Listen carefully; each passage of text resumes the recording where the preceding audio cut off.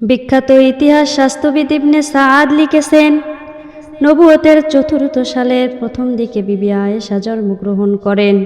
যেদিন তিনি উম্মে রোমানের গর্ভ হতে আবু বকরের ঘরে আগমন করলেন, তখন কে জানতো এই ছোট্ট শিশু কন্যাটির নাম একজন ইতিহাস প্রসিদ্ধ নারী রূপে ইতিহাসের পাতায় স্বর্ণাক্ষরে লেখা থাকবে। আস্তে আস্তে তিনি বড় হতে লাগলেন। তার অতি প্রিয় ছিল দোলনায় দোলা, দৌড় প্রতিযোগিতা। দোলনায় দোলার তালে তালে তিনি যখন আরবি কবিতা ও কোরআন শরীফের আয়াত কচি মুখে পাঠ করতেন, তখন এক অপূর্ব সুরের সৃষ্টি হতো, যা পথিকের পথ চলা রোধ করে দিত। হুজুর সাল্লাল্লাহু আলাইহি ওয়াসাল্লাম প্রায় তার প্রিয় বন্ধু আবু বকরের ঘরে যাওয়া আসা করতেন। হুজুর সাল্লাল্লাহু আলাইহি ওয়াসাল্লামের আগমনের আভাস পেলেই সাথী সঙ্গী নিয়ে আয়েশা রাদিয়াল্লাহু তাআলা আনহা খেলার জিনিসপত্র নিয়ে ছুটে পালিয়ে যেতেন। একদিন তারা পালানোর সুযোগ পেলেন না। হুজুর সাল্লাল্লাহু আলাইহি ওয়াসাল্লাম দেখলেন আয়েশার যে ঘোড়ার পুতুল নিয়ে খেলা করছেন তার 2খানা পাখা রয়েছে। হুজুর সাল্লাল্লাহু আলাইহি ওয়াসাল্লাম জিজ্ঞাসা করলেন, আয়েশারে, তোমার হাতে এটা আবার কি? আয়েশা বললেন, এটা একটি ঘোড়া। তিনি বললেন, ঘোড়ার তো পাখা হয় না। আয়েশা উত্তর দিলেন, কে বলেছে ঘোড়ার পাখা হয় না?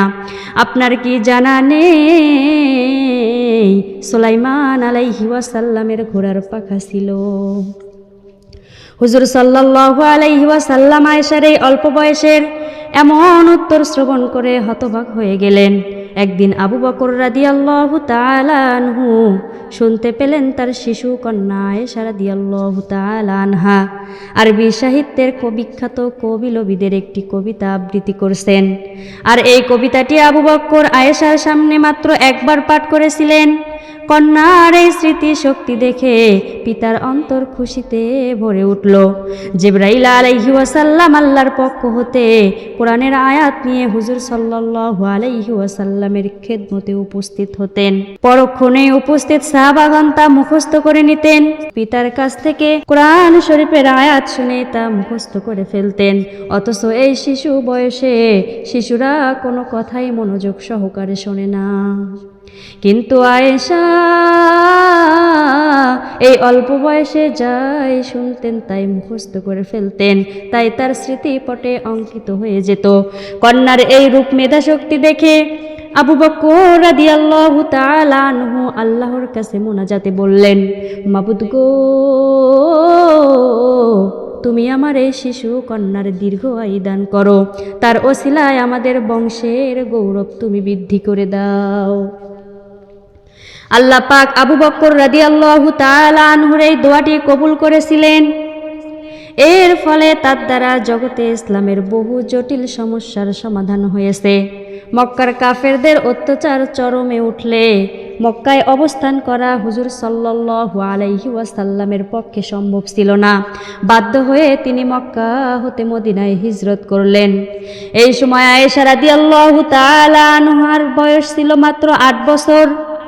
এই 8 বছর বয়সের সংঘটিত ঘটনার ব্যাপারে আয়েশা হতে অনেক নির্ভুল হাদিস বর্ণিত হয়েছে।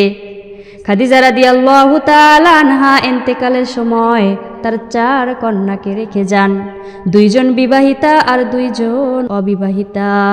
হুজুর সাল্লাল্লাহু আলাইহি ওয়াসাল্লাম কন্যাদের লালন পালনের ব্যাপারে চিন্তিত হলেন। আর এই অবস্থা দেখে হুজুর সাল্লাল্লাহু আলাইহি ওয়াসাল্লামের খালা তাকে বললেন, আপনার এই মলিন ভাব ও যাতনা আমার অসহ্য লাগছে, তাই আমি আপনাকে অনুরোধ করছি আপনি পুনরায় বিবাহ করে সুখী হতে চেষ্টা করুন। হুজুর সাল্লাল্লাহু আলাইহি ওয়াসাল্লাম বললেন, কিন্তু বিবাহ করব কাকে?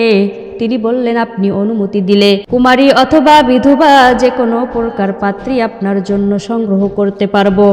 হুজুর সাল্লাল্লাহু আলাইহি ওয়াসাল্লাম বললেন, সে পাত্রী কে হবেন? তিনি বললেন, কুমারী হিসেবে আবু বকরের কন্যা আয়েশাকে বিবাহ করতে পারেন, আর বিধবার মধ্যে সাউদাকে বিবাহ করতে পারেন। তবে আবু বকরের কন্যা আয়েশা এখনো ছোট বালিকা, সংসারের কাজও আপনার মাতৃহারা সন্তানদের লালন পালন করা তার দ্বারা সম্ভব হবে না। কিন্তু সাউদা